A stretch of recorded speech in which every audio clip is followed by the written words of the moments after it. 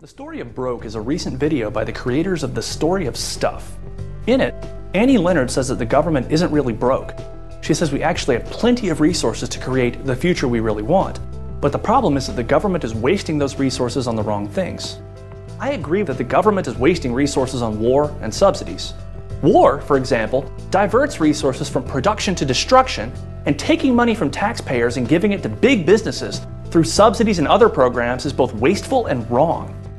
But I think she makes some important mistakes when she says that government subsidies to the right companies will get us a future we all want. First, how can you argue that there's one vision of the future that we all want? It sounds great to say something like, everyone should have access to a first-rate education. But who gets to define education? What books count as great literature? How much time should students spend on math? Should biology textbooks have warning labels? Should economics textbooks? You might think the answers are obvious, but they're probably honest and intelligent people who disagree with you. Who gets to decide, and how? A one-size-fits-all solution arrived at through a political process isn't a solution at all. It's just a decision made by bureaucrats and by politicians elected by some fraction of the voters, and there's no reason to think they'll make the right trade-offs.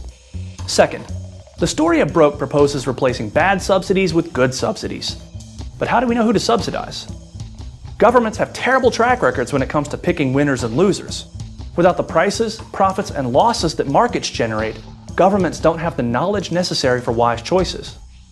People who watch The Story of Broke are told that jobs will be created by moving to alternative energy sources and bio-based materials. But when government has tried this in the past, with ethanol for example, it hasn't really worked that well and there have been all kinds of unintended consequences. I agree that we should get rid of sweetheart deals and subsidies for oil companies and for the rest of what she calls the dinosaur economy. But replacing those with new, favored industries is just going to create new dinosaurs.